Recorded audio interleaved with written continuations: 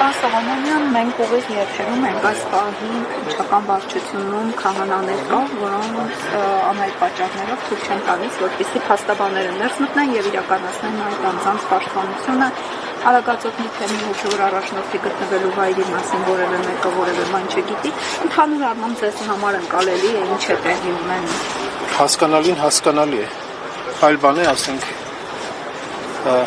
ընդունելի է, թե ցավալի է, որևէ մեկնաբանություն, որևէ գնահատական իզորու չենք անգամ տալու այս իրավիճակին, սա պարզապես մեզ հիշեցնում է հեռավոր 30-ական թվականները, երբ որ տեղի էր ունենում Հայաստանյան Ծառայքելական եկեղեցու հանդեպ բոլշևիկյան տերորը Արևելյան Հայաստանում։ Ես իմ ուսանողներին տարբեր առիթներով, երբ որ խոսել ենք այս թեմաներով, ասել եմ, որ հայոց եկեղեցին երկու ծանր հարված է ստացել։ Մեկը հայոց ցեղասպանության ժամանակ Արևմտյան Հայաստանում, երբ որ վանքեր քանդվեցին, ավերվեցին եւ հոգեվորականներ սպանվեցին, եւ երկրորդը 30-ական թվականներին հատկապես կոլեկտիվացման շրջանում բոլշևիկյան տերորի ժամանակ, երբ որ եկեղեցիներ փակվեցին, պահեստների վերածվեցին, հոգեվորականներ գնդակահարվեցին եւ ազատազրկվեցին։ Եվ սա երրորդ ալիքն է։ Սա երրորդ դեպքն է, որ տեղի է ունենում Հայաստանյան Ծառայքելական Սուրբ եկեղեցու դեմ, մեր հոգևոր հայրերի դեմ իրականացվում է տերոր։ Հիմա երկու սրբազանների ձերբակալեցին, կալանավորեցին, ազատազրկված վիճակում պահում են, հիմա անցել են Արագածոտնի թեմին, հաջորդ անգամ կանցնեն Շիրակի թեմին, հետո կանցնեն Գուգարքի թեմին, հետո մնացած բոլոր այդպես հերթով բոլոր հատկապես այն թեմերով, որտեղ թեմակալ առաջնորդները ցուցաբերում են քաղաքացիական կեցվածք, պարզապես մարդիկ քաղաքացիական կեցվածք են, բացի իրենց հիմնական առաքելությունից, որը կապված է դավանանքի հետ, որը կապված է եկեղեցու գործունեության հետ, նաև քաղաքացիական կեցվածք, եկեղեցու հետ կապված հարցերում հանդես բերելու պատճառով այդ մարդկանց հալածում են։ Պարոն Սողոմոնյան, ուղիղ 3 օր առաջ Ադրբեջանի հոգևոր առաջնորդը գտնվում է Հադրութ Առաքելական եկեղեցում, որ խանգարում է խաղաղության գործընթացին եւ 3 օր անց տեղի է ունենում այս գործընթացը։ Սա փոխկապակցված է, չէ, փոխկապակցված է, միանշանակ փոխկապակցված է, ես ասեմ ինչու։ Այս ամեն ինչ, ինչ որ հիմա տեղի ունենում, այստեղ կատարվում է եւ այստեղ եւ Սամվել Կարապետյանի հետ հակակոռուպցիոն կոչված դատարանում եւ կալանավայրերում, որտեղ որ մեր սրբազաններն են, եւ այս ամեն ինչը մի քանի բանի հետ է կապված, մի քանի իրար հետ փոխկապակցված գործընթացների հետ են կապված։ Առաջինը Նիկոլ Փաշինյանի իշխանություն պահելու գործընթացն է։ Նա հիմա ամեն գնով մտնում է քաղաքական կոնֆլիկտի մեջ։ Նրան անհրաժեշտ է քաղաքական կոնֆլիկտ, հատկապես ընտրություններից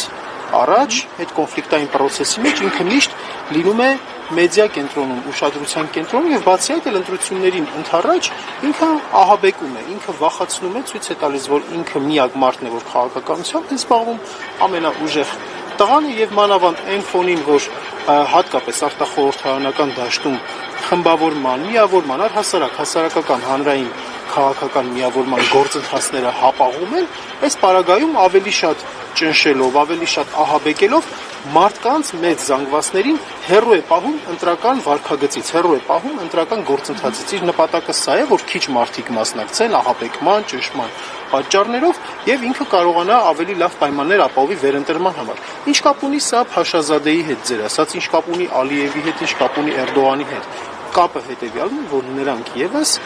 հայատերեն այս գործընթացի մեջ նրանք ամենաանմիջական շահագրգիռ կողմերն են, որպեսզի Փաշինյանը վերընտրվի, որովհետև Փաշինյանը այն մարդն է, որը որ կոտրում է Հայաստանի բոլոր դիմադրողական ռեսուրսները, լինեն դրանք քաղաքական, քաղաքացիական, հոգևոր, մշակութային, կրթական բոլոր ռեսուրսները, որոնց հետ կապված կա ազգային արժանապատվություն, ազգային դիմագիծ, գաղափարը այդ բոլոր ռեսուրսները կոտրում է եւ տանում է Հայաստանը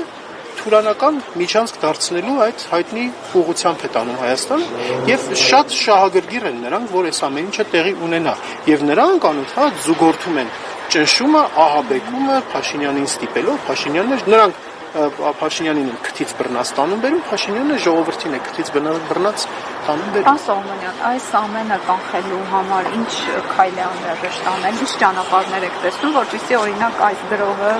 դադարեցվի եկեղեցու եւ ոգևոր դասի նկատմամբ ու առհասարակ այս գրոհը երկրի դեմ։ Եթե կոնկրետ այսօրվա գրոհի մասին է խոսքը, ցավոք սրտի այս պահին որևէ լուրջ քաղաքական եւ քաղաքացիական գործընթացի նախադրյալներ չեն երևում, բայց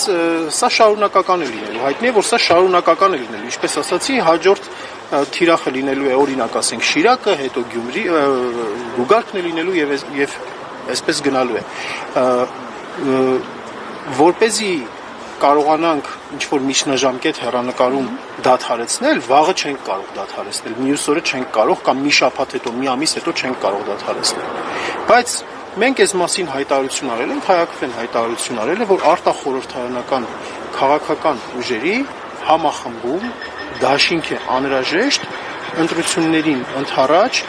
անելու ամեն ինչ, որպեսզի լինի բարձր մասնակցություն եւ ձայների փոշիացում թույլ չտա։ Ակնհայտ է, որ Նիկոլ Փաշինյանը չունի այն ռեսուրսը, որ կարողանա բարձր մասնակցության պարագայում 50% եւ ավելի ապահովի, անգամ իր գրպանային ուժերի հետ միասին։ Ինքը այդ ռեսուրսը չունի։ Եվ հիմա